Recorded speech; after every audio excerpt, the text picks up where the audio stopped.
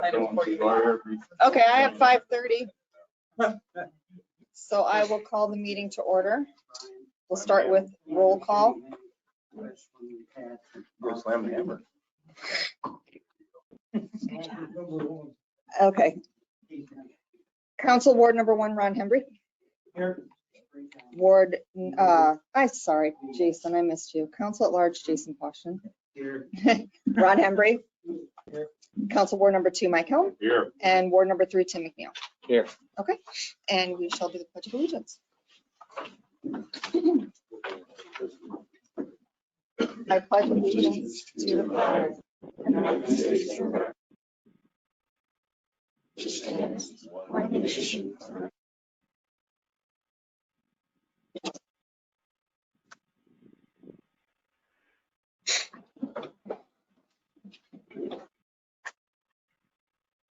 Okay, if there are no changes or questions on the agenda, I will take a motion to approve. Second. Cummins, Yes. Hembry, Yes. McNeil, Yes. Poston, Yes. Helm. Yes. On communications, are we doing Don Rosano first? Yes. Okay, so for communications, we have the mayor's recognition of Don Rosano's years of service with the Tipton Electric Department. Floyd, would you like to say a couple of words? Yep, I can do that. Thank you. I was kind of forced to. What?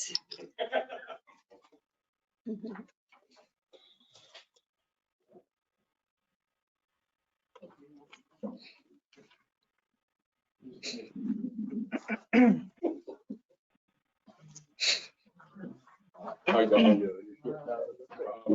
On behalf of the Tipton City Council, you want to stand?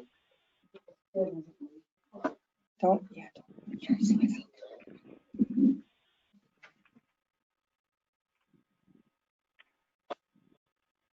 Hey, Don, this is in recognition for your years of service.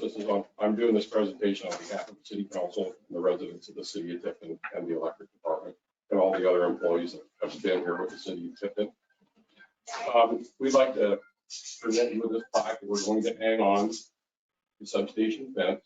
We're going to name the substation in your honor for your 36 years of service with the City of Tipton. And there was, 22 years of that was as the electric superintendent, is that correct? About 28. About 28, okay. Okay, I knew it was somewhere in there. So, and Don had the foresight to get us where our system is the 12.5 system now. The majority of it has been built that way. Since you started that, probably what, the 70s? 78, I think. Yeah. So, and we've just continued the process and it's been a good thing and it's a lot easier to get stuff for. So on behalf of Tipton City Council and the members of the community, I want to thank you for your years of service. And it's been a pleasure to meet you.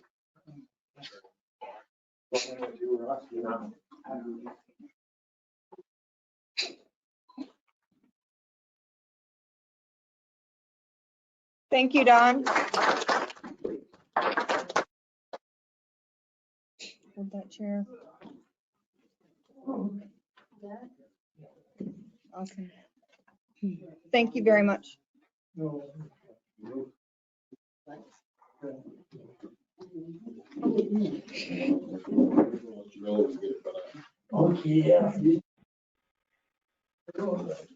Okay, so if anyone else has, this is time for communication. So if anybody else would like to address the council, please state your name and address for the record, and you have 3 minutes.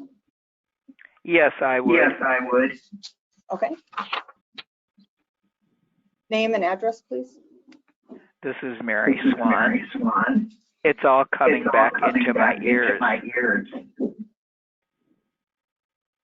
I can't do this.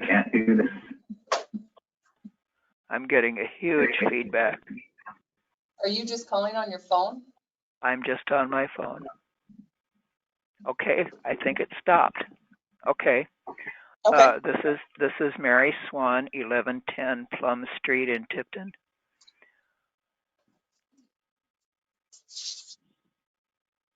Okay, go ahead, Mary. Okay. Is Mayor Carney not there tonight? That's correct. She is not. This is Abby. Okay. This past Tuesday evening in my mail was a threatening letter from Holly Corkery, your city attorney. And by the way, the daughter-in-law of Jeff Corkery, former school district superintendent here. First, she doesn't tell me who I can and can't call and what I can or can't say. And I've been told that others are also receiving threatening letters, which is extremely concerning. I hope all of you are aware. I hope all of you have a copy of this letter. It sounds to me like the city is being run by the Gestapo. As most of you know, you're at the top of the pyramid in our form of city government, and it's your job to run the city. Your second job, and equally important, is to help the residents who need your help. Last night at 5:02 p.m., my home from one second to the next was filled with the horrible stench and pollution of a neighbor firing up with junk wood instead of the proper hardwoods, which never do that. It filled the basement, main floor, and upstairs in an instant. And I had to breathe this for 5 hours. With my severe lung disease, I believed I was going to die. I was one who worked hard to get my councilman elected. And for years, he called the people and told them to put it out immediately. In fact, there was once a plan in place that these people would be fined. But his older son got rid of that. A while back, my councilman spewed a diatribe of filthy language at me, again due to his son, and now has barred me from leaving a phone message. So yes, I would ring both their phones a couple of times, and he would get it put out. Evidently, he's decided he's not going to do this at all now. And there have been several times like last night.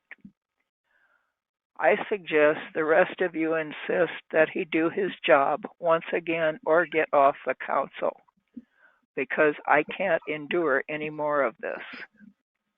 We all know there are huge, horribly polluted areas all over town. A bad one near East 10th and Plum, another close to the grocery store, another close to the fire station where you're meeting tonight, and so on and on and on. And when you drive through these areas, it floods into your car.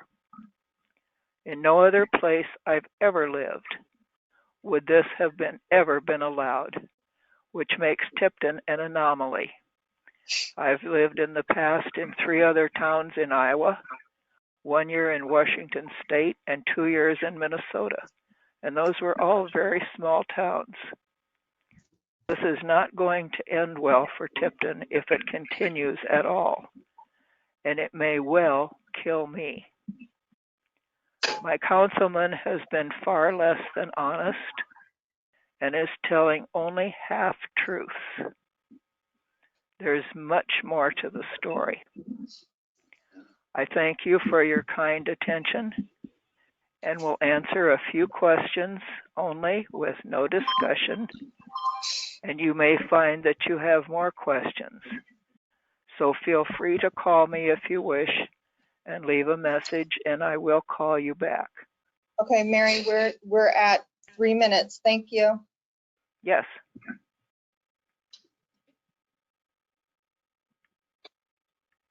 Okay. If anybody else would like to address the council? You don't have anybody else on, right? Online? Too, but they're not saying anything.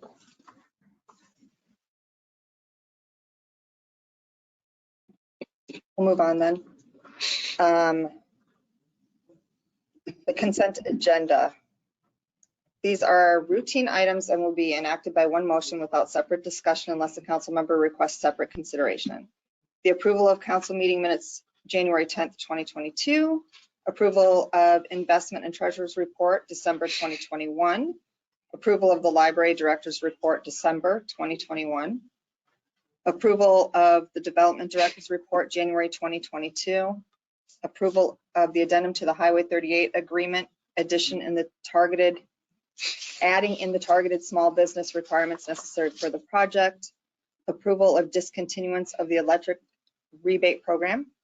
Approval of the service agreement for network resource interconnection service for an external generating facility. Approval for the mayoral appointment of Jason Harmon to the zoning board of adjustment. Approval for sale of fire departments used SCBA cylinders to Martel and Delta fire departments. Approval of the Tipton Fire Department Annual Report 2021. And approval of the claims register, which includes claims paid under current purchase policy. And I think that was way more than Mr. Carney has ever had to read. So I will take a motion if nobody would like anything pulled out. Ashton. Okay, Boston and Hembry. Helm. Yes. Hembry. Yes. McNeil. Yes. Ashton. Yes. Helm. Yes. Cummins. yes. Okay, so let's move on to new business. Don would like to say something. Oh, Don, yes, go ahead. He doesn't have to stand. You're not staying. You don't have to stay. I'd like to thank the council for the gift they gave me. Thank you, Don. Thank you, Don. You're welcome. We're happy to do it. Well deserved. Thank you, Don. Yes. When I came to work for the city council for the city of Tipton years ago, Don Mosner was the one that hired me. I bugged him and bugged him and bugged him. I go to job sites and bug him and tell him I needed a job. Finally, he got tired of listening to me and hired me. And that was one of the best jobs I ever had through my working years. And as far as a supervisor goes, Don would not ask me to do anything he wouldn't do. If I had a problem, a question, he always had the answer. And I never in my working years worked for anybody that I honored any more than Don Ross now. This honor is really, it blesses my heart to see the city do this for Don. Thank you, Ross. Thanks again, Don. Thank you very much. There's two people I want to thank.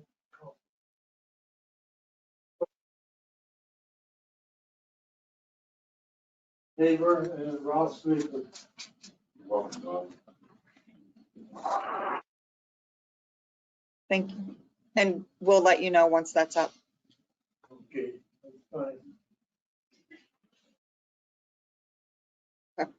Let's move on to new business then. Resolution number 012422F, resolution to approve purchase agreement between the Todd Philpott DBA Philpott Properties LLC, seller, and City of Tipton buyer related to property located at 524 Cedar Street, Tipton, Iowa.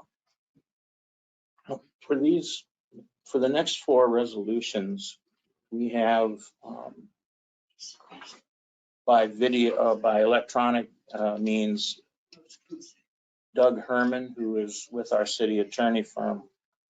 And he helped with drafting these. In fact, he did draft these because we wanted to make sure that we had it precise from a legal standpoint. The reason that we're looking at these resolutions, and they're all applicable to Rhinos and the future possibility of a redevelopment project there, is the timing involved. We want to be able to assist a developer that we've identified, Stewart is part of that group, to apply for downtown housing grant, which the first step would be toward the upper floor and developing 2 apartments there. The maximum grant is potentially $300,000. So we're working against a timeline. We hope to have the application for that submitted by January 28th. Well, in order to get that all lined up for that grant submittal, we have to have a structure which has the owner, the current owner, basically sell the property to the city for $1 or thereabouts. We have to have an agreement in place where the city can transfer the property to the developer. We need a resolution that approves the roof contract, because the state looks for the city to take positive steps outside of the grant and before a grant to show that it's an important project. So the city would be able to pursue a re-roofing of Rhinos, or at least sign the agreement for it in time for the grant application. And the last item is, if the grants don't work out and the city continues to own the property, the last resolution sets up the possibility that the city could reclaim the cost of the roof replacement through TIF. Now, that's not assured. It's something that, if it happens, good. We don't know yet. We haven't consulted with the TIF attorney yet, but at least it opens up the possibility. So anyway, that's just a general overview, but maybe to explain how it works more thoroughly, I'm going to turn it over to Doug to start with the first resolution that's up on the agenda. Hey, can everybody hear me okay? Yep. Awesome. Yeah, Brian did a good job of summarizing everything in play here. And the first resolution is specifically authorizing the purchase of the property from Todd Philpott, the Rhinos property. Todd, of course, has to agree to this. In the past, I've had conversations with him, and I know others at the city have as well, and he has made the proposal to give it to the city. So I don't suspect there will be a problem getting him to sign off on the purchase agreement. The couple things in the purchase agreement, one thing in the resolution, there's a little bit of wiggle room for, if the council authorizes this tonight, basically Brian will have a little leeway to work with Todd to make minor, what I'll call largely non-substantive changes to the purchase agreement, to put it into a position where he can feel comfortable signing it. And then if that happens and the document seems acceptable to Brian based upon the input from the council, the agreement, when signed, would come back to you for one final approval, but it would allow it to be signed in time to utilize for the grants that are in play. And I'm sure those of you who've been on the council for a number of years have dealt with issues like this before, where most grant applications want to see that city commitment. They don't want to just have you tell them that you're committed. They want to see something a little bit more black and white. In this resolution, acquiring the property is important because the city needs to own for at least one of the grant applications, and the follow-up resolution related to the roof is another piece of that puzzle to score better on your grant application. So this one, the last thing I'd say about this purchase agreement, when signed and approved by Mr. Philpott and the city would be buying this or acquiring this property by way of gift and would become the owner of the property if the development group ends up not moving forward. The grants don't come through that they're looking for, and for whatever other reason they decide they are not interested in taking ownership, the city would in fact own this building. So I don't want to say that's a risk you run, but I just want you to be aware that the way things are set up tonight, the city could end up owning that building, with the development group not in the end taking ownership away from the city. That's not necessarily a bad thing, just a fact I think you need to be cognizant of.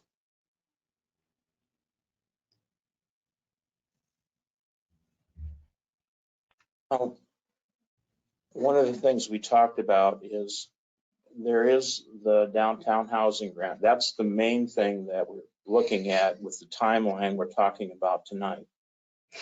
There's also an opportunity to apply for a catalyst grant, which is similar to what was received for the Hardacre. That would be $100,000 if awarded. That would be applicable to the first floor for what they have in mind there, which is a sports bar and grill is the current concept. We would also have the opportunity to apply for workforce housing tax credits, which we helped the Hardacre with for its 2 apartments upstairs. And we're also aware of another brownfield grant.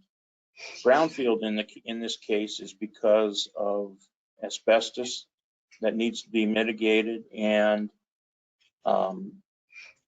perhaps lead paint. That is a pretty substantial tax credit too, but the thing is, we've been told that the application is around September and we don't know where those are judged until the month of November. So at a minimum, if the developer wants to see where it lands with all of these applications, the city could, at a minimum, own rhinos through the month of November and then transfer it. So that's up to decisions by the developer and if they feel they have enough funding along the way to exercise ownership or to take on ownership earlier than that. I guess one question is, Doug, do you have anything more that you want to talk about on any of the 3 following resolutions, or does that kind of summarize where you think all 4 are? Yeah, I'd add just a little bit more. One of the other benefits of the city taking ownership for a period of time, as the name used or the term used by the DNR rep we met with the other day, was that the city would kind of be a temporary foster parent or a surrogate parent for this building, awaiting eventual custody or ownership by the development group. The city has the availability of some asbestos abatement grant money that would not be available to the developer. So the city owning the building for a short time will allow the city to potentially take advantage of some asbestos abatement expenses that are a cost share with the DNR brownfield program in advance of the developer taking ownership. That will not only be good for the project, but be good for the developer in the long run because it will cost them less money if the city can take advantage of those grants. The purchase agreement with the developer also does provide that if the developer moves forward and purchases the building, the purchase price would be equal to the city's investment in the roof plus costs of abatement. So any share of the asbestos abatement cost that the city would pay, which is a 50% cost share up to $25,000 total investment by the DNR, those would be added together and make up the purchase price for the building. So the city would be putting this money out there. If the developers go through with the purchase agreement, the city gets reimbursed. If the developers would not go through that, the city would have spent that money not being reimbursed. But as Brian explained too, the resolution, the third one tonight, I think, related to the financing of these repairs and renovations being done in such a way that the city will likely position itself to be repaid with TIF revenues. So I think, again, the city does have some risk that you will invest money in this building and own it with the development group backing out. But I would suggest too that sometimes these downtown buildings, you don't end up with a whole lot of choices if you want to preserve something in your downtown And you have a chance to definitely put it in a better position for someone to step up and own it, whether it's the current development group or another. With this downtown housing grant, we've been told that the state has, I think it's a fund of 20 million to use this year. They extended their deadline once, which kind of telegraphs to me that they did it because they didn't have a whole lot of interest in it yet. And we don't know if it'll be around after this year. So this is the year to jump on it if the council wants to. So if the development group decides not to take it, what happens? I mean, obviously we own the building, but then what is the thought? Is there a thought as to what we will do? We'll just list it for sale, or? Well, first, if we end up with it, the roof would be fixed. And that was the main problem we were facing with interior damage. I think my first thought would be to see if there's another grant round like what we're applying for now. We might have to hold it for a year to see if this comes back again. But I think our best chance is working with a developer and this layering of different grants. And if that grant doesn't come back, there's still the Catalyst grant. And I think whatever we do, we could list it for sale, but I'd like to think that we'd be identifying a developer that we can have some sort of input on what ends up there. Brian? Yeah. I'd make one comment on that. I know another community I worked with was very successful, and the city invested some money in a downtown building to show commitment, as we've talked about, and then did a request for proposals, published that and advertised it, and let everybody in the community know that if you're interested in owning this building, submit a proposal as to what you would do with it, the timeline in which you would do it, how much you'd invest. And when those came to the city council, then the council had the ability to choose which of those looked the most promising, not only for likelihood of success, but for benefit of the city in the long term. So I think as opposed to just listing it for sale and letting the chips fall where they may, I think that approach worked really well in the other community and gives the council a little control yet. And if proposals come in, you're not committed to have to take one of them. You can still evaluate. Correct.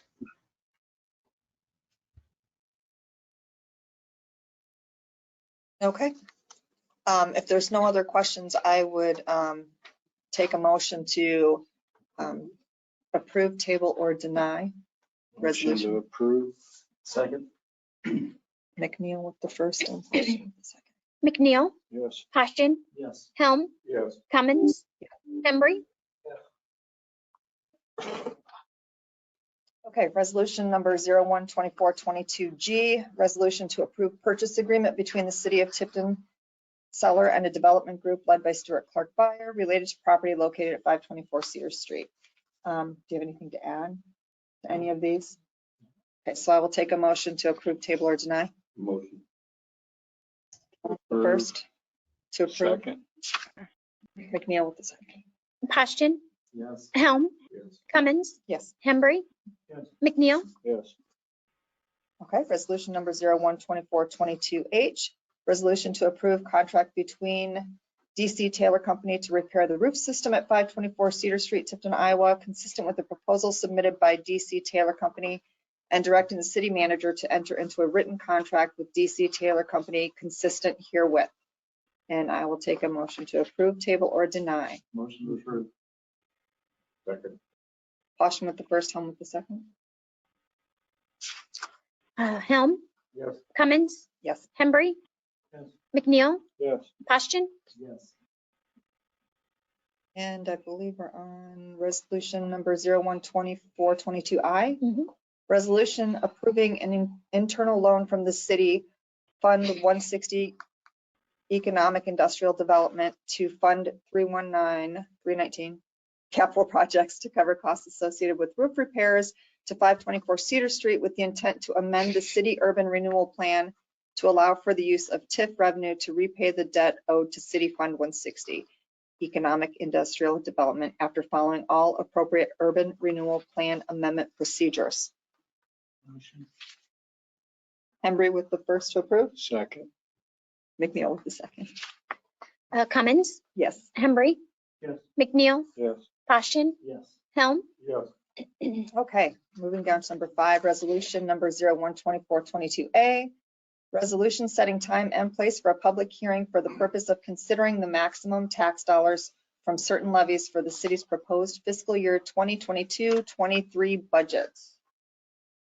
So this is the first part of the budget process for this year. One thing you needed to note in this is the resolution has February 23rd as the public hearing, but the actual notice of public hearing on the second following that is the 28th, and that is the correct date. So I didn't get that information updated. So it's February 28th, your regularly scheduled council meeting that will be having the public hearing. This is the Iowa Senate File 634 that requires the public hearing on the proposed maximum property tax dollars. This is only from certain levies, so it does not include the debt service levy, which is a major portion of this. So that is one thing just to make clear, is this is not the final levy that will be coming, but this is just a process, a step in the budget process. So if you look at the notice of public hearing, you'll see that there are 3 different columns on there. The first one is what our current property taxes are for 21-22 fiscal year. You'll see that our tax rate is 12.85. That second column would be taking our evaluation for 22-23 and then using the numbers that we used for fiscal year 21-22 and putting those in there. And you'll see that our tax rate drops to 12.17.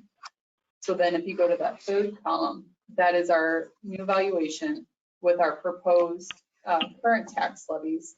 And those levies are made up of our liability property, self-insurance, our city insurance costs, as well as employee benefits. The property and self-insurance is estimated to increase 10%. That's what the budget is anticipating right now. And then the employee benefits are estimated right now to increase 6%. So those numbers are based off of that. So then including those and then the FICA and IFRS, that's what's making up that 13.32 tax rate number at this moment. So this would be, this then would go for a public hearing on February 28th. Are there any questions?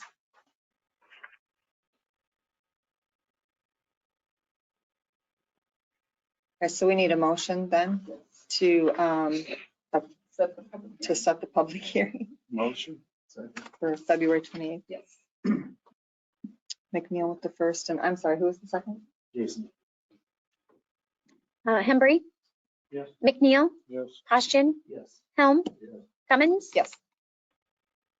Moving down to number 6, resolution number 012422B, resolution to authorize and direct the electric superintendent to develop, modify, file with the Iowa Utilities Board, and implement an electric utility inspection and maintenance plan subject to the budgetary guidelines. You have questions about it?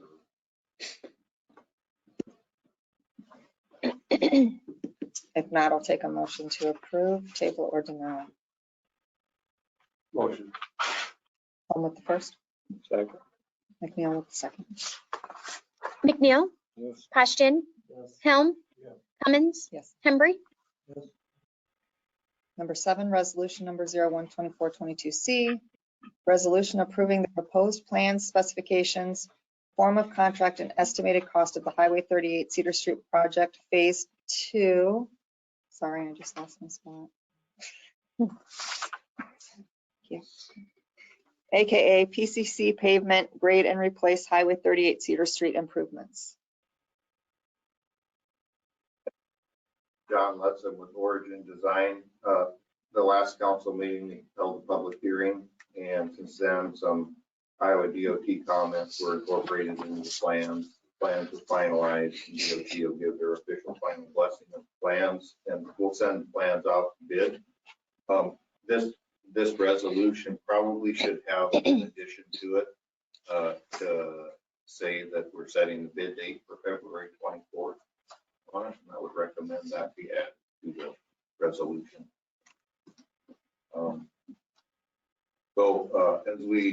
So the schedule is to approve the plans and specifications tonight.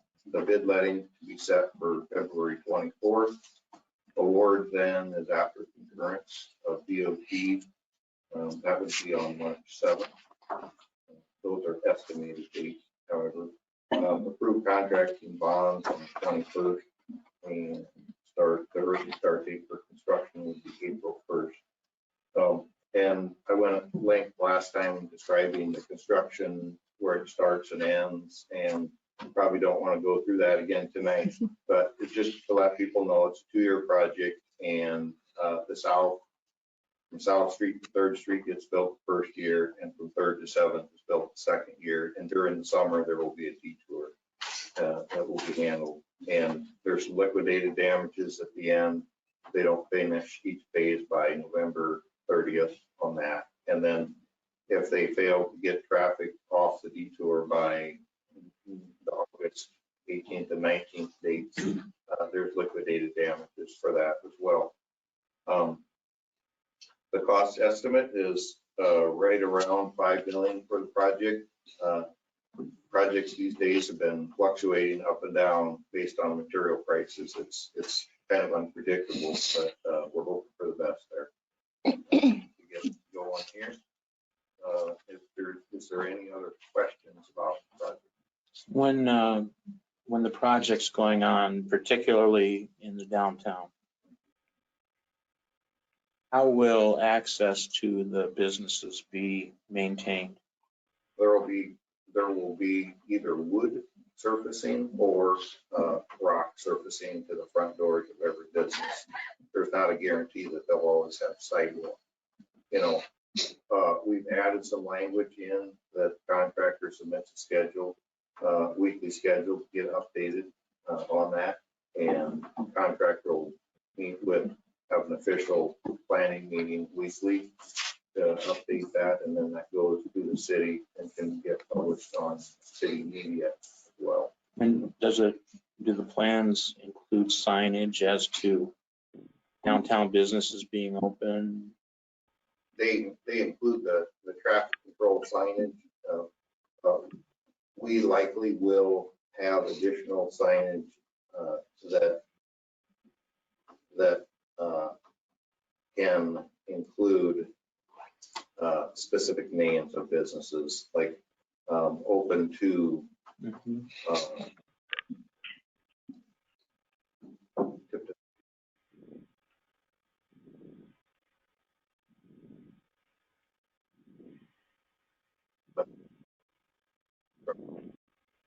the first phase, when the detour goes to 11th Street on the southbound traffic, it will say open to downtown businesses. And in this 2-year process, the plans include the Cecil Burley Trail. They include the trail to build the embankment on the south end and place rock on that on the south end for it. It does not include building the Cecil Burley Trail from 6th Street and Meridian and then out to the high school and the aquatic center. It does not include. Those amounts were included in our grant application for build grant, but when we weren't awarded those monies, we backed off and didn't put those in the construction plans for that.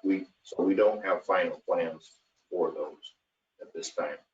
The surfacing that we can put on the south end would be an easy project once the gravel is placed there. The trail along Highway 130 is more of a difficult task where you've got to start from scratch and take sidewalk up, widen it, take some trees out, move electric poles, and get a street crossing there, Plum Street, approved through DOT, and do some ditch grading on the north side along the football field area.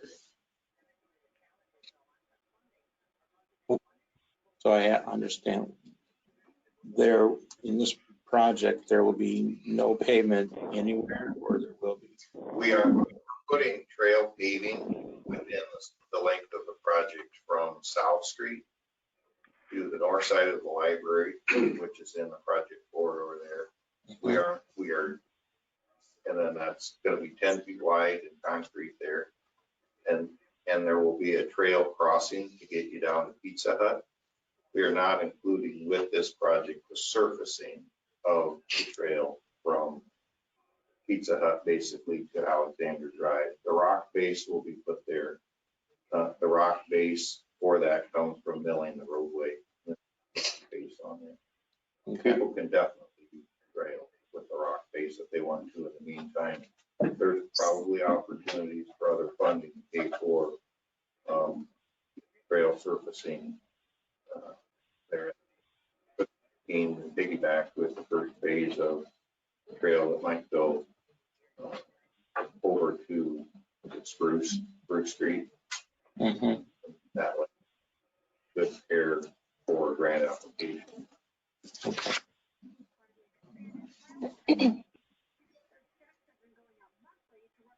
If there's no other questions, I'll take a motion to approve resolution number 01-2422C.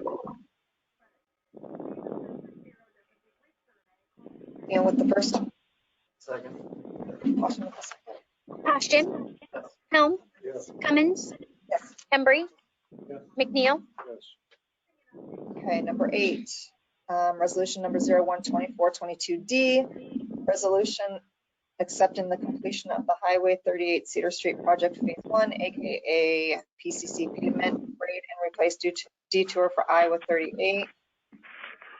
Improvements and approving pay application number 3, change order number 3 regarding final quantities.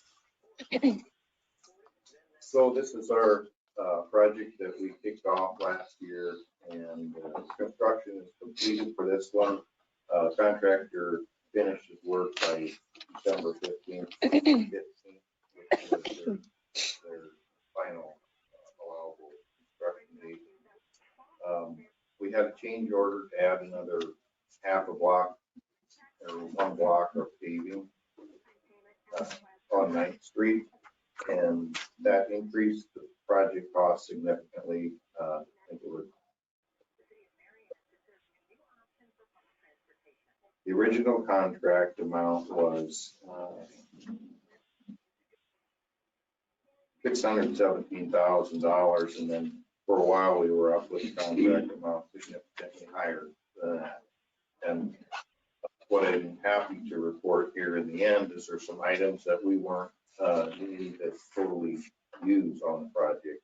A lot of the stuff coming out of both Lemon Street and on 9th Street was darker soil that was suitable actually for fill and surfacing on the south end, such that we didn't need to pay for clean topsoil to be placed on there. So there was a lot of topsoil we didn't have to pay for importing.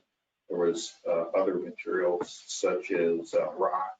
We put this water main in the boulevard instead of under the street. Therefore, we didn't have to backfill with rock to save a significant amount there. There were some other smaller minor items, but in closing out and totaling all the unit prices, we come up with $45,000 less than what we had at the last change order contract amount. So I'm happy to report that the total contract amount is down from what we reported last. The total work completed to date is $814,763.10. There's retainage of 5%, the amount of $40,738.16. They've earned and been paid $774,024.94. That was the application. And then that leaves an amount due this pay application of $280,705.47. And then that retainage of $40,700 some dollars will be paid in a month from now. There is a 2-year maintenance bond on that project for repairing any seeding or concrete or anything else on the project. recommend city acceptance of the project and payment for the amount listed and do the change order to close up the project. There's some pavement markings that he didn't perform this fall. We'll do those, we'll include those with the pavement markings on the larger project. It just got too cold to do that sort of work. If you paint pavement markings down in the fall, shortly after you put here on the concrete, forevermore, every time you paint, it wakes up again and it doesn't stick to the pavement well. So we just recommend it not.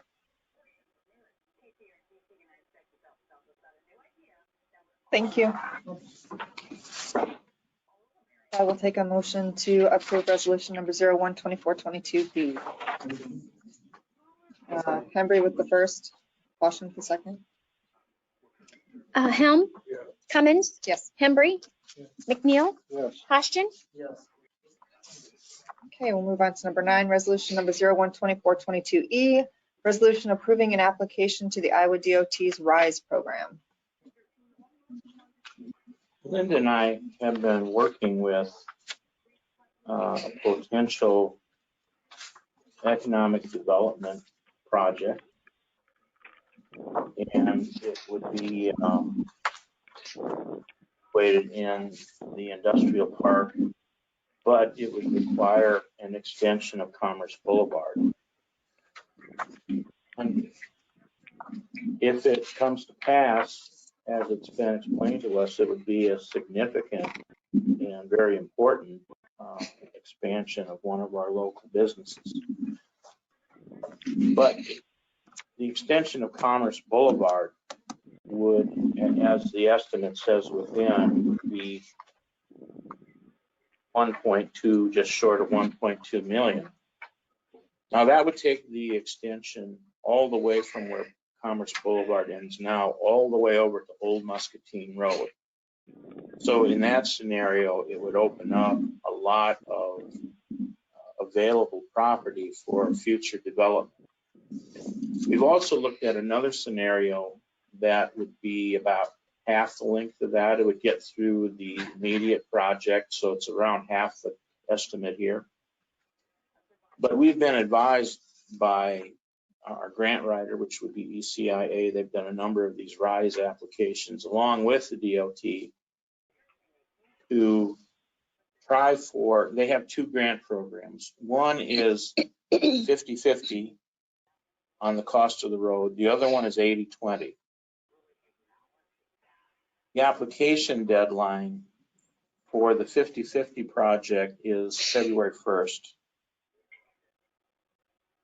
The 80-20 possibility is around throughout the year.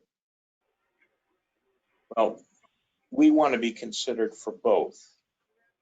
So if we were to apply for the 50-50 program, if that's what the DOT said that we qualified for the characteristics of this particular project, if you look at just the paving and grading in the estimate, which was $534,000, 50% of that is a bit over $267,000. 80% of that would be $427,000. And we've been also consulting with Bobby Kaufman to put in a good word for us that this project deserves consideration as an 80-20 project. So what we'd like to do is apply for both and hope we are awarded on the 80-20 scenario. If it's the 50-50, we'd have to, have the council consider if that's what you want to do, or if we could do the abbreviated, the shorter extension. But in order to get into the running for it, we have to ask the council to approve this resolution. Now the city's match, we would have to figure out, we might have to do bonding. We probably could do some of it internally for water and sewer and perhaps storm sewer. But again, to be considered, we have to ask the council to pass this resolution and see where an application lands. And then it comes back to us for cost as to what we're gonna match and, Right, yes. okay. I will take a motion to approve, table, or deny resolution number 01/24/22E. Motion to approve. McNeil with the first.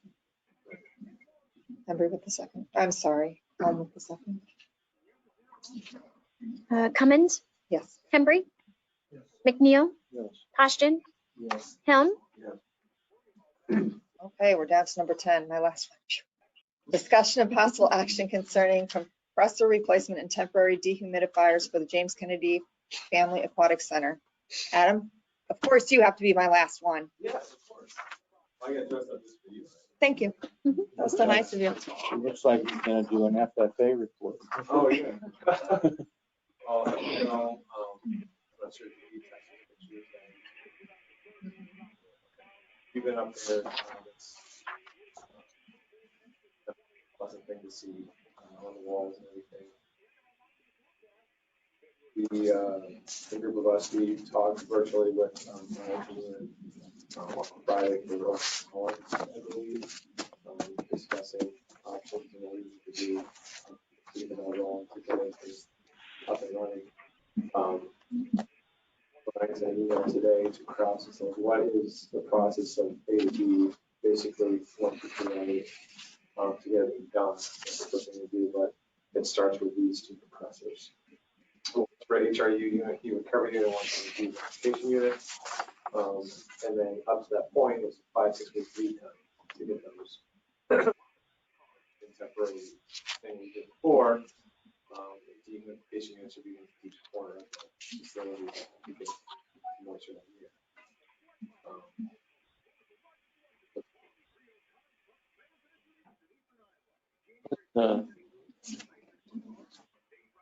The problem with the dehumidifiers, and this is for one of them, right? 38. That's, I looked at Sunbelt myself, looked it up, and each one of those, I think for 4 of them, I think it's $340 a day, $380 a day. I think sheets covered our costs at that point. The first time we went for a month, maybe 2 months, and they were running constantly. And I think these are the same exact ones. When he says that bid, I looked it up too, and it's basically the same thing. It's for 4 weeks for one of them is $3,850, $3,800. I looked at before that I looked at about this tall. It just like I looked everywhere. Dehumidifiers, they're a little more powerful. There's 4 of them.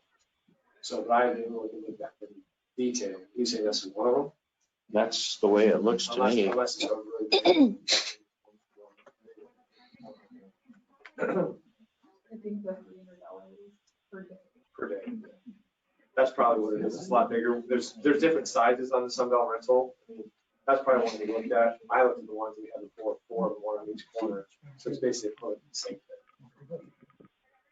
Well, the other part of it, if I'm reading this right, you know, Melissa, if you have it, it looks to me like the cost for transportation and setup are $3,056.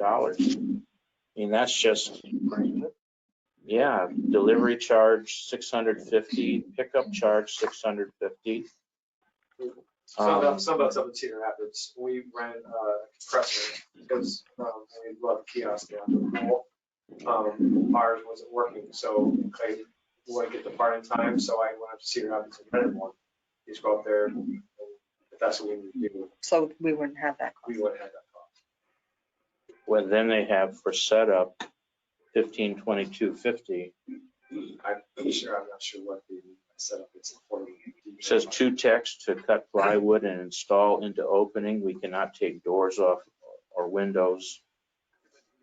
Well, if they I'll- did that, then you would have the delivery cost as well. Well, I'll have to because talk to obviously- Brian and see which one he's talking about. Kraus, because I'm not sure what size he's talking about. How big is it?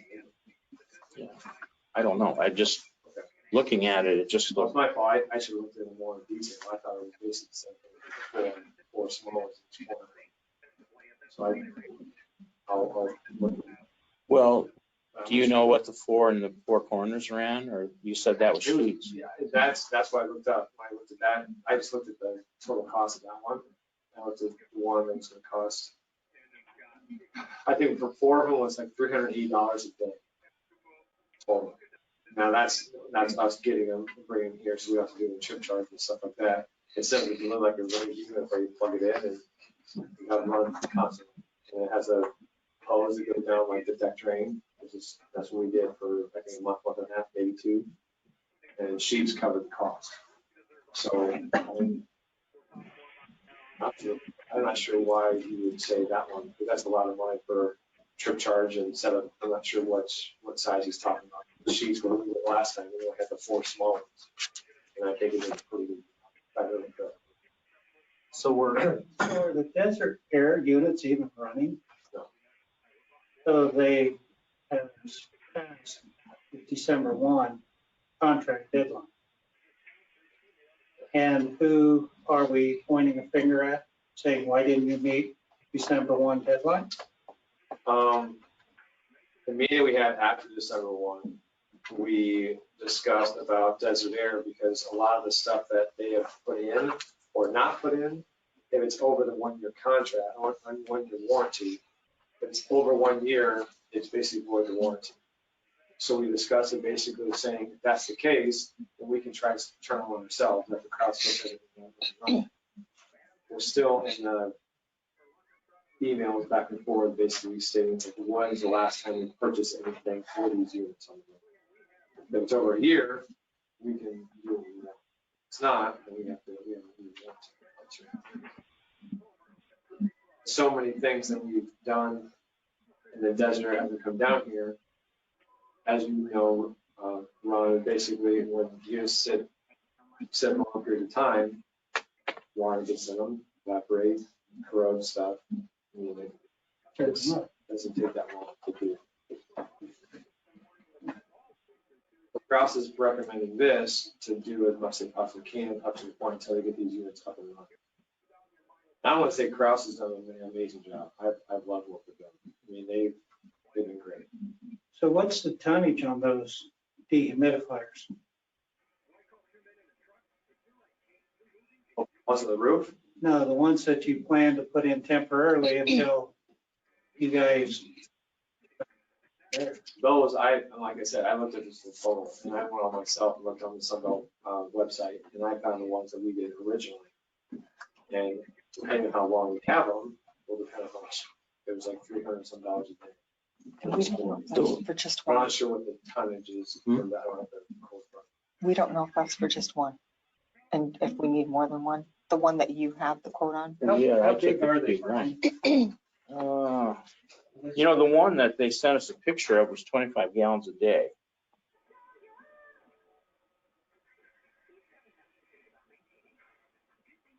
One, they're recommending one big one.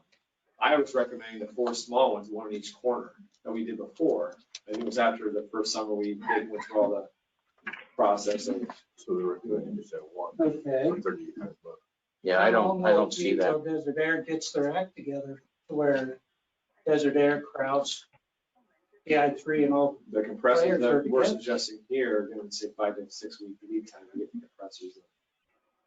That we found an email after we typed this up together Friday, late afternoon, I think it was. That prices do not include labor or our 22. Okay. How well do you get along with the water department? See the capacity on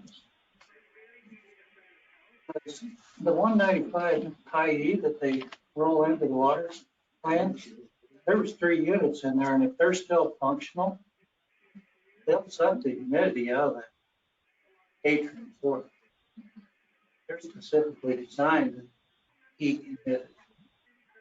All casters, it takes 2 24 by 24 by 2-inch filters, and it's got the pump that'll push it 20 foot. So if you're cutting, we bought new ones down in Riverside, now it's dated for $5 grand, $6 grand for new ones. And they all thought I was crazy because I wanted to buy a EMA.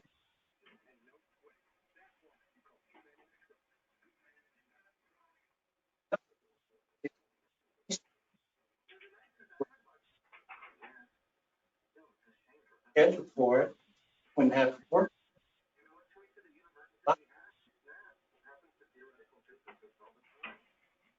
Like 3 of the residential species, but they're designed for cold temperatures. They'll drive down to 45 degrees. Now, put them in the truck and move them. Yeah. And you have to have a dedicated 13 amp circuit for it. 3 breakers. And if you've eaten up the wire inside the building, well, you got your own drop there too. But that would be an option for your son though.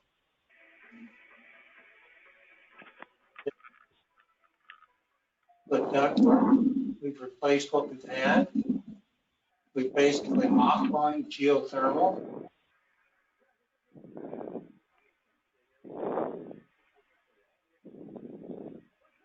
It says in my email, it's tough, man. It's tough.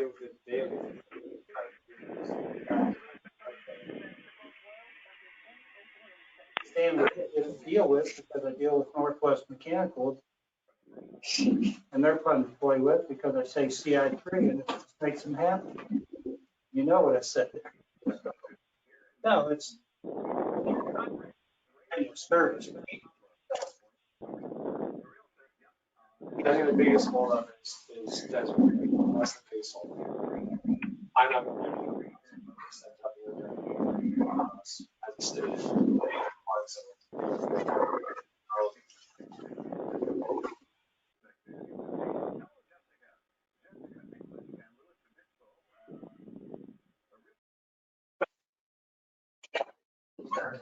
So, but that, I mean, but that's what those quotes are strictly directly from Desert Air from Kraus.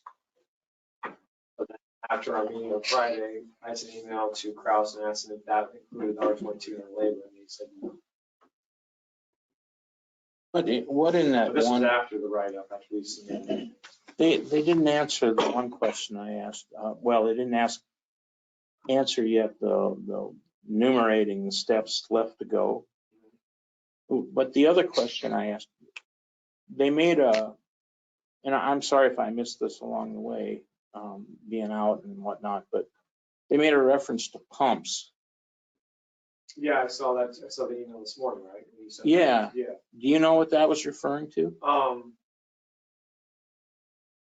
First of all, I thought it was for the furnace on the east wing. They just basically almost finalized today, but it wasn't that. It was, they were talking about the heat pumps. But that's the only thing I can think of when they were for the pumps in that email. And I think that was from Brian, wasn't it? Or was that from? I don't remember now. But it talked like it was still an open issue in some way. But I don't remember exactly how it was worded. Yeah. I just know that we just need to do something. So I'm just presenting the compressors that we were invited by, but I didn't know that could be an option. But the dehumidifiers, I would save the city a lot of money if we could utilize that. Especially if it's dry in the water plant. I mean, it's definitely not dry in the pool area. It's very humid. Mm-hmm. Hey guys, this is Brian. We do have 3 dehumidifiers in the water plant. We are running 1 of those. 2 of those are out of commission. 1 is just low on Freon. Those units could do a lot of good up there. Glad to take those on up there. We'd have to have some service done on them first. It'd be a good excuse to get them in and get them worked on, but I don't know if you want to wait this long. Brian, how long would it take to get them serviced, do you think? It's hard to say. Maybe if we put a rush order in, we could get them taken care of in a couple of weeks. The one that just needs Freon, we could have it up there maybe within a week, I suppose. We could try. I could make some phone calls tomorrow. My good working one, I want to leave it in my water plant and keep it doing its job there. Would that one, or do you think two would be better if we use both of them in the indoor pool, or just the one would be good enough? I think they do you a lot of good. I don't know that they would do the whole job. It might be worth a try. How about we regroup tomorrow? I'll make some phone calls, at least see what we can do with these units. Okay. So I guess we see the avenue, I mean, how that goes, and then we can look at other avenues, like then look at some and see what we need to do. Yeah. That's gonna be my recommendation. That's okay with you, Brian? Yeah, no, that's no problem. Thank you.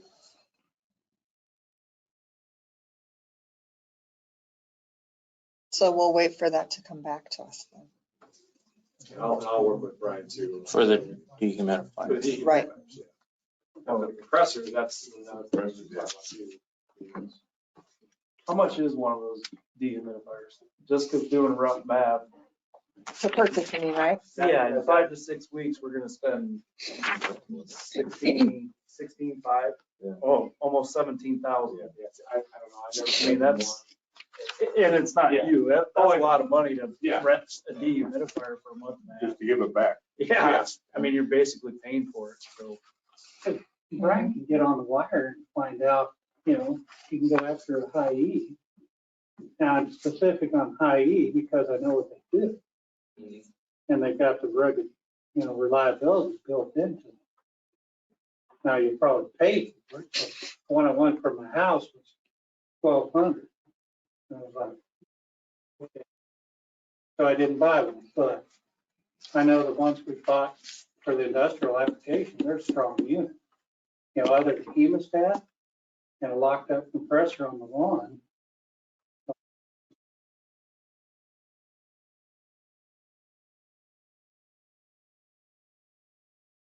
Well, I can. But, like I say, it might be an option to try and see, counteract. I can look into, if that one doesn't, have one and that doesn't work or it's not big enough, we can look into it, but let's see what Pops is saying, like, we're spending that much money and basically getting it back. And Mike saying why do that when if we own one? Mm-hmm. Well, Brian's saying 2 of them are out of commission. We have just another one that we have. Well, if the city's gonna buy one to get new, well, then when you're done. Fix the one right now. Yeah. Then we'll see, look at it, See where we're at. Mm-hmm. see where we're at, yeah. Okay. Well, Brian and I will get together tomorrow and do that. Perfect. And compressors, that's another thing we use. We have to dehumidifier, we talk about the, Are we seeking any advice on where we're going with everything at this pool, since it seems like we've done everything twice now and gotten a lemon both times? Put it nicely. I know you. Brian, you want to answer that one for me? Well, the way that we left it on Friday,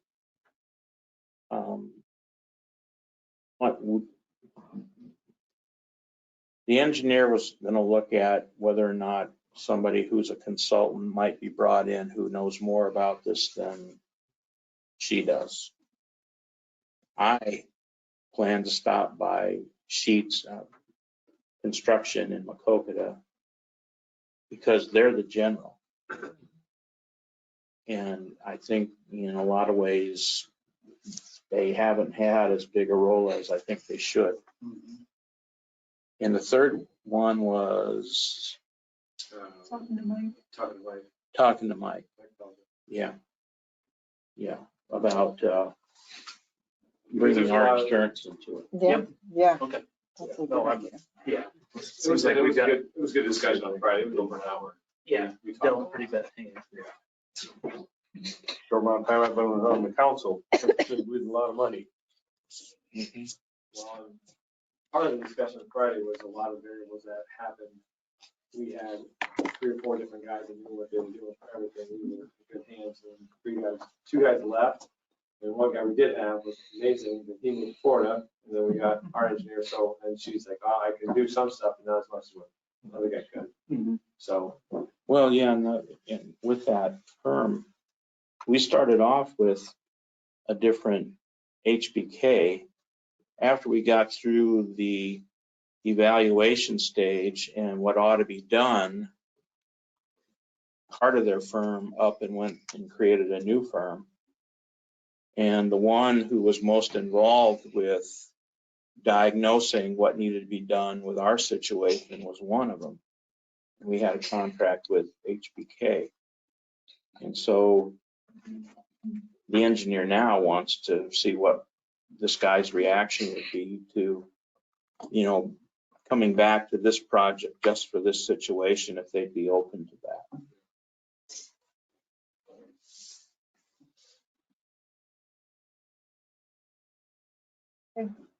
Well, I guess if there's nothing else to discuss, I just looked online, to buy a commercial dehumidifier, 562 pints in a 24-hour period is about $15,000. So that would be a little over 7 gallons a day that would remove.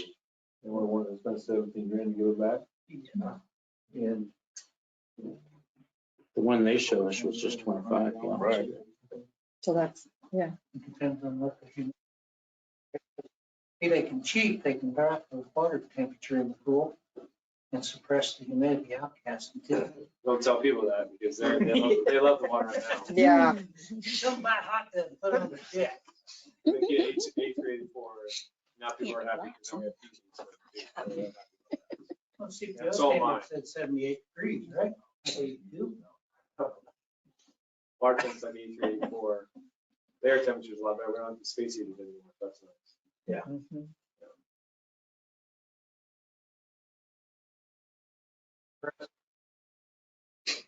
Yes, sir. Correct. That's where we started at. Yep, so I guess what we're asking is for a motion to approve, table, or deny just the compressors. Motion. Home with the first. To approve, I'm assuming. The compressors. Yes.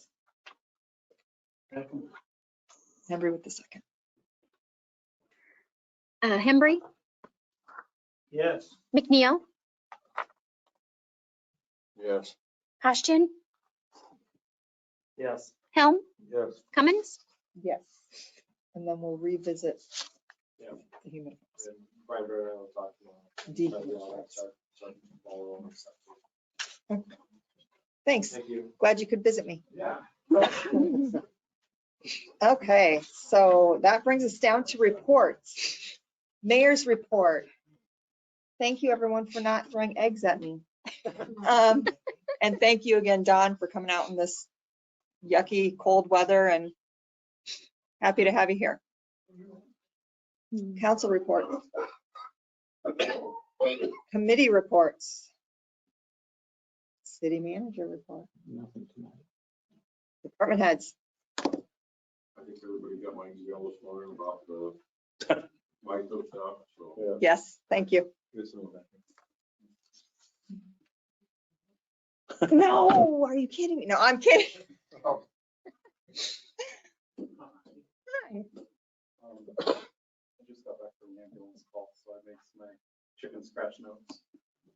One of the discussions that we've been having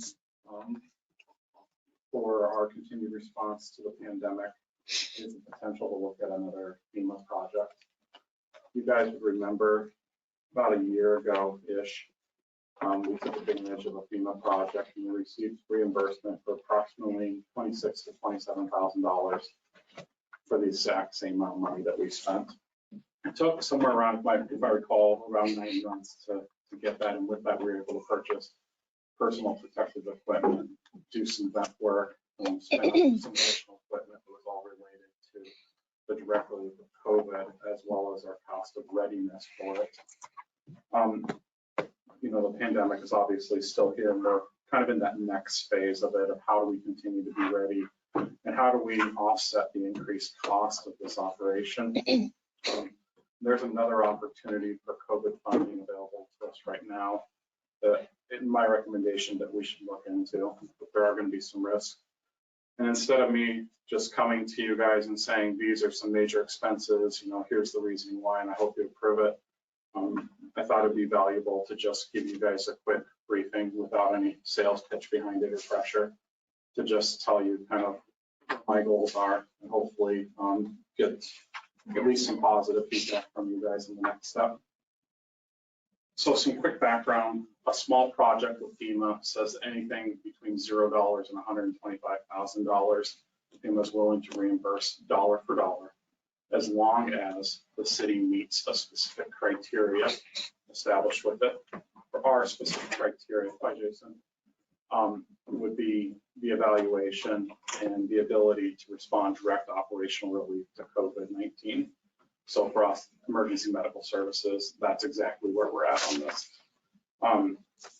If we have projects or expenses that fall into that direct relief operational category, and we submit those to FEMA, then they take that into consideration for reimbursing us for these expenses.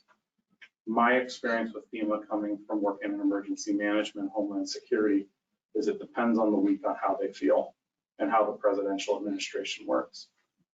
When we saw the Trump administration ending and the Biden administration beginning, we saw large changes in what FEMA wanted to do. When we saw the administrator of FEMA switch, it was the same thing. So I want to say that, yes, this is something we should be looking at, but also, yes, do we have, is it something to be concerned about because the guidance can change frequently? Absolutely, to address that concern. The why, why we should consider it. Again, continuing with the operation that we have, we've got some expenses that we've incurred for for COVID readiness. Things like, I'll just give an example of an N95. Everybody knows that term now. It was something nobody knew about unless you're kind of in the industry. But before, I was buying 20, 30 a year. Now we buy 1,000 at a time. And that's kind of the normal thing. It's not that we're going to go through 1,000 tomorrow. It's that I don't know when we'll see that next 1,000 ever come out to us. I used to look at ordering and try to predict, a week or two out, and now I look for about 6 to 8 months out before we see orders fulfilled. I kind of gather that that's, the same story no matter what industry you're looking at. So our cost of personal protective equipment has gone up and the availability of the product has gone down.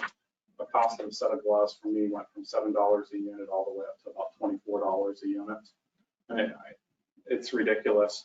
And I can sit here and fight it all day, but at the end of the day, we need the supplies to continue. Other increased costs, unfortunately, we've also gone up in our increased costs for things like ventilators and ventilator circuits. We use them more than what we did before. And I'm glad that we have the utilities in our pocket to utilize. It's unfortunate, but we're very lucky, and I think our patients would say don't under any circumstance get rid of them for us. They've done really good for us. So we've incurred a number of expenses over the past year, if you will, that I think we have an opportunity right now to seek reimbursement for at dollar to dollar. In addition to that, I had written up a CIP plan, or an expense budget, if you will, for other things that could be incurred on it that I think that are worthy of looking at a risk. Unfortunately, some things switched up, so in this case, it's good. It reduced our expected cost. Two big items on there that I wanted to draw attention to. The first would be our ventilator upgrades.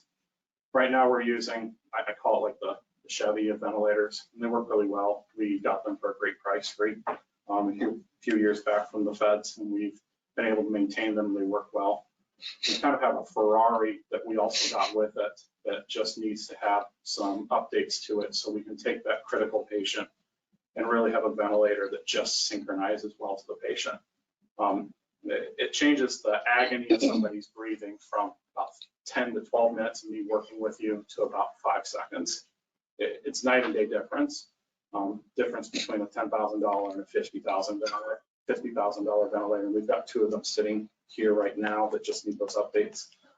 When I spoke with the manufacturer at Hamilton, the last I knew was that they anticipated somewhere around $16,000 to fire those ventilators up, and do the necessary upgrades, and then also supply the disposable equipment that would be associated with it. If the city was interested in utilizing those, I think that this would be a great opportunity to go after them. Number one, most importantly, they would help our patients. Number two, there's an opportunity to seek a one-for-one reimbursement from the feds. Again, there's risk associated with it. But if there was ever in my mind a time that I could say, boy, I think that the juice is worth the squeeze, this would be it. So that was my first piece. The second one, which is already dead in the water, was a cardiac monitor upgrade for some telehealth stuff. And unfortunately, the ones that we got in, we can't do the necessary updates, so it's kind of just dead in the water. The nice thing is the feds will return them, allow us to return them at no cost, it sounds like, so I'm really happy about that. The third one, and I think it's the most controversial expense out of everything, would be an oxygen generator. COVID, again, has, I want to say it's given us a strain for what we do in the field.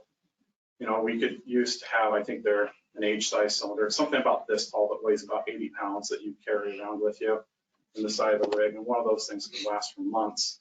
And you can just use them a little bit here and there as you apply oxygen.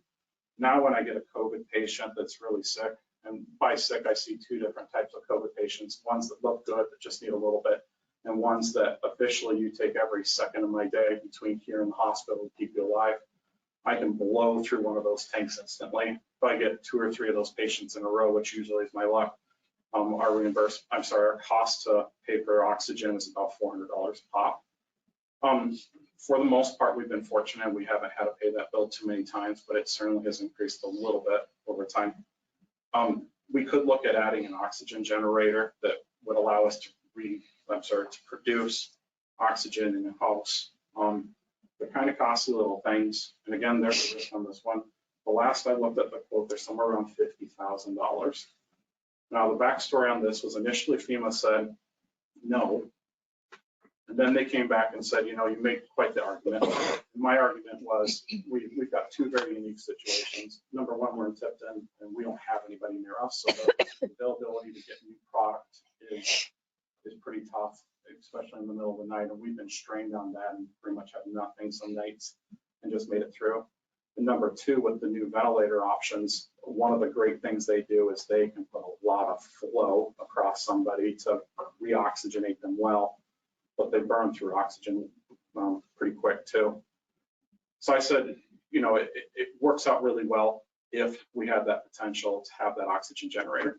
So FEMA came back again and they said, well, for sure you could go after depreciation of the item, but as far as reimbursement, we're not sure. And they used the comparison that generally FEMA, if you have a flood, they'll pay for the traffic cone to go up in the middle of the street, shut down the road, but they're not going to pay for the road to get fixed. And my response to them, having worked with them for a while, is I understand that, but I think that here in operations side, we're here to just fix the issue so that we don't keep on coming back for more traffic cones. The response we received from FEMA was, it was interesting. Instead of saying no, or we're going to stick with our guns, was if you feel that there's an opportunity for reimbursement that you meet the criteria, you should consider submitting for this.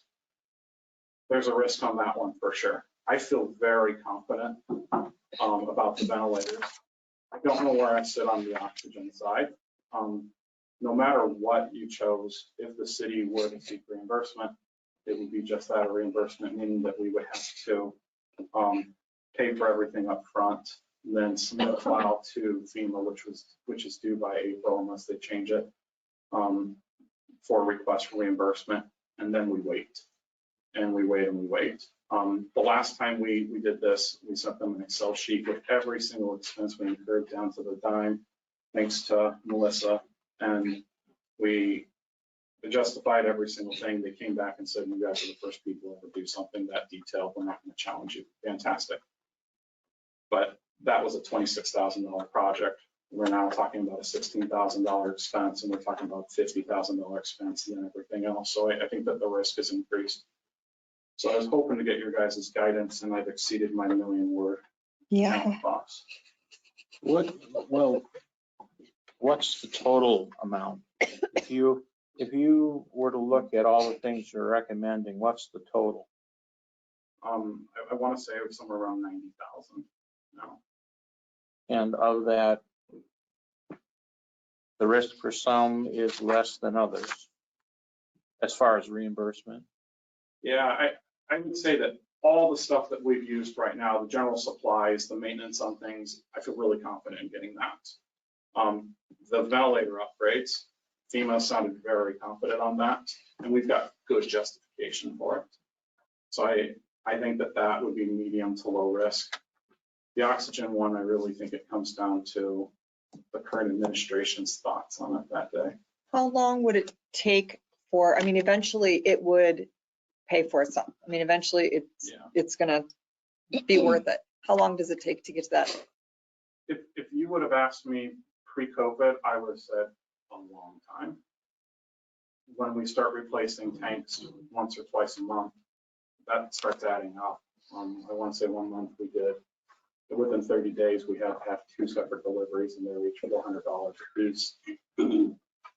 I think that everybody's kind of in the same page that if we knew COVID was going to end tomorrow, we'd all just lessen the fight. But we don't.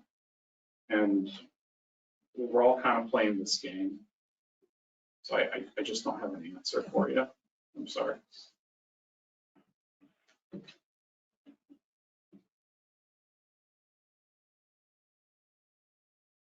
Anybody else have any thoughts?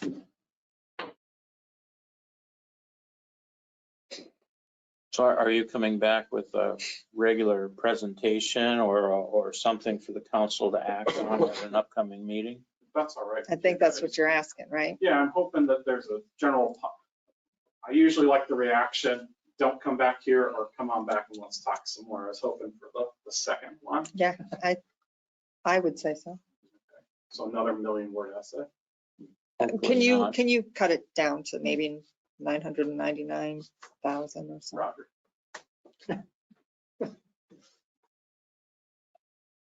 Thank you. Thank you. Sorry, Okay, if there's nothing else, I will take a motion to adjourn. Motion. Let's say Pauschen with the first and Helm with the second. That's what I thought. McNeil, Yes. Ashton, Yes. Helm, Yes. Cummins, Yes. Hembry. Thank you, everyone. Stay warm.